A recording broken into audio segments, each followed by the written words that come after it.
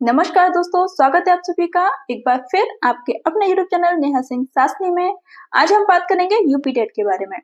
UP TET में notification जारी होने से लेके आपकी परीक्षा तिथि और साथ ही आपके परीक्षा परिणाम तक और उसके अलावा जो भी बदलाव हुए हैं इस बार वो हम यहाँ पर विस्तार से जानेंगे। ठीक है, क्या क्या बदलाव हुए हैं, साथ ही रजिस्ट्रेशन आपका कब होना है, कब आपके फॉर्म फिल होंगे, किस मंथ में होंगे, वो सारी जानकारी हम आज के इस वीडियो में साझा करेंगे। तो चलिए बिना देरी किए चलते हैं आज की मुख्य खबर की ओर। तो उत्तर प्रदेश शिक्षा सेवा चयन आयोग ने अपनी 33वीं बैठक में एक निर्णय लिया था जो कि 1 अगस्त 2025 को हुई थी। वो निर्णय था यूपी टेट के नोटिफिकेशन जारी करने के बारे में। तो जैसा कि आप सभी अवगत हैं कि यूपी टेट 2 स्तर पे होगा, एक प्राथमिक और उच्च प्राथमिक। ठीक है, तो ये आपकी इच्छा होगी कि आपको एक पेपर देना है या दोनों देने हैं। ठीक है, इस बार बहुत बड़ी संख्या में दोनों पेपर के लिए आवेदन होगा क्योंकि दोनों की जरूरत है। अगर आप प्राइमरी में तो आपको प्राइमरी वाला तो करना ही करना है, साथ ही प्रमोशन के लिए जूनियर वाला भी करना है ना। तो दोनों टेट में आवेदन करना है। अब बात करते हैं नोटिफिकेशन की तिथि के बारे में। तो उत्तर प्रदेश शिक्षा सेवा चयन आयोग ने अपनी हालिया बैठक में यूपी टेट 2025 के नोटिफिकेशन को अंतिम तैयारी के रूप में यानी अंतिम रूप उसका दे दिया है। तैयार हो चुका है आपका नोटिफिकेशन और सितंबर में ही आपको मिल जाएगा, बहुत जल्दी। और जो आपकी परीक्षा होगी वो 29 और 30 जनवरी 2026 को आयोजित की जाएगी। ये आप ध्यान रखिएगा, उसी के हिसाब से आपको तैयारी भी करनी है कि आपका जो पेपर है वो 29 और 30 जनवरी में है, जो कि बहुत ज्यादा दूर नहीं है। तो देखिए अभी तक क्या है कि सितंबर एक अनुमानित तारीख बताई गई है सितंबर में, लेकिन अभी कंफर्म नहीं है। तो हो सकता है कि नोटिफिकेशन जारी होना आपका अक्टूबर के शुरुआती दिनों में भी हो। ठीक है, नोटिफिकेशन आपको अक्टूबर में ही आएगा और आवेदन भी आपका अक्टूबर में होगा और अंतिम तिथि भी आपकी अक्टूबर में ही होगी जहां तक है। चलिए मैं आपको एक बार और श्योरिटी के साथ देख के बताती हूँ। हाँ, तो देखिए आवेदन की अंतिम तिथि अक्टूबर 2025 में ही होगी। परीक्षा तिथि आपकी 29 और 30 जनवरी को होना निर्धारित है। वहीं परीक्षा का परिणाम आपका मार्च में आ सकता है।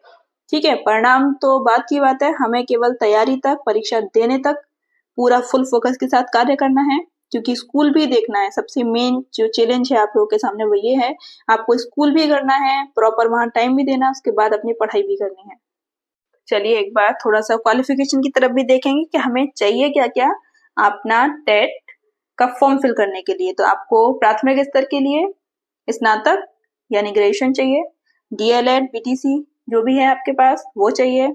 ठीक है, अपर प्राइमरी में भी आपको ग्रेजुएशन चाहिए, बीटीसी या बीएड जो आपके पास है वो आपको वहां पे जरूरत होगी फिल करने की। और देखिए एज का है तो मिनिमम 18 रहेगी। ठीक है, मैक्सिमम कुछ छूट भी होती है उसमें आयु सीमा में, तो वो आपको उसके हिसाब से मिल जाएंगी, आपकी जॉब के हिसाब से मिल जाएंगी। साथ ही प्रक्रिया जो होगी आपकी पूरी तरह से, जो पेपर होगा वो ऑफलाइन होगा, लेकिन जो आपकी आवेदन प्रक्रिया होगी वो ऑनलाइन होगी। अब आवेदन प्रक्रिया में आपको क्या क्या करना है वो हम एक बार स्टेप बाय स्टेप यहाँ पे देख लेंगे। अगर आप खुद से करते हैं, आप कराने भी जा रहे हैं, तो आपको एटलीस्ट पता होना चाहिए कि आपको वहां पर क्या क्या जरूरत पड़ने वाली है।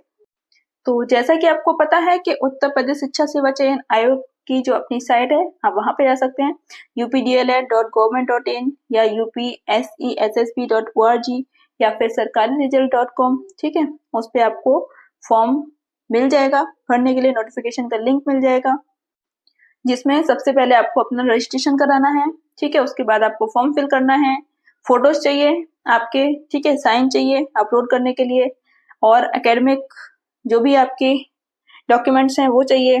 ठीक है, इसके बाद में आपका आवेदन शुल्क होगा, फीस जमा होगी उसकी, और जब आप फाइनल सबमिट करेंगे तो उसके बाद आपका प्रिंट मिल जाएगा। देखिए प्रिंट आप सभी बहुत ज्यादा संभाल कर रखिएगा क्योंकि जब आप इसकी मार्कशीट लेने जाएंगे तब आपको रजिस्ट्रेशन से लेके सारे पेपर्स वहां पर मांगे जाते हैं, तो आपको जरूरत पड़ेगी, तो प्लीज उन्हें पहले से ही संभाल कर रखिएगा। अब थोड़ी सी नजर परीक्षा के पैटर्न पर। तो परीक्षा का पैटर्न, पेपर आपका 150 अंक का होगा। बाल विकास, शिक्षा शास्त्र, हिंदी, गणित, अंग्रेजी और पर्यावरण, ये चीजें इसमें शामिल हैं। ठीक है, सब्जेक्ट वाइज इनका रहेगा, जैसे बाल विकास के 30 क्वेश्चन हुए, ठीक है, हिंदी के 30 क्वेश्चन हुए, इंग्लिश के 30 क्वेश्चन हुए, गणित के 30 क्वेश्चन हुए और पर्यावरण के। तो ये 5 सब्जेक्ट के 30 के हिसाब से 150 क्वेश्चन हो जाएंगे। ठीक है, पेपर का टाइमिंग आपका 2.5 घंटे होगा। ठीक है, अब सबसे बड़ी बात आती है कि तैयारी कैसे करें, है ना। तैयारी के लिए सबसे बेस्ट जो तरीका है आपका, देखिए ये एनसीईआरटी किताबें है ना, 1 to 8 ये सब, ठीक है, आप पढ़ लीजिए। लेकिन जो आपको सबसे ज्यादा हेल्प करेगा वो होगा आपके जो प्रीवियस ईयर के पेपर है ना, आप एक बार उन्हें उठा के देखिए। उठा के ही नहीं देखिए, उन्हें आप पढ़िए, प्रॉपर तरीके से उन्हें पढ़िए, क्योंकि आधे से ज्यादा पेपर आपका उन्हीं बुक से आता है। ठीक है, ये मैं खुद के एक्सपीरियंस पे बोल रही हूँ। आप प्रीवियस ईयर के क्वेश्चंस को जरूर देखकर जाइएगा, अपनी तैयारी कीजिए, सब्जेक्ट वाइज आप पूरा पढ़िए, बहुत अच्छी बात है, लेकिन वहां से आपको एक बहुत बड़ी हेल्प मिलेगी। तो प्रीवियस ईयर के पेपर्स को आप बिल्कुल अनदेखा मत करना, वहां से आपको इवन 50% अगर आप कंटिन्यूसली कई साल के पेपर उठा के देख लेते हैं, है ना, उन्हें पढ़ लेते हैं सही से, उनके सारे क्वेश्चंस को अगर आप ध्यान में रखते हैं तो आपको एक बहुत बड़ी हेल्प मिलेगी, प्रॉपर तरीका समझ में आ जाएगा किस टाइप के क्वेश्चंस आने वाले हैं। ठीक है, पर सब्जेक्ट, तो वो आपको बहुत हेल्पफुल होंगे।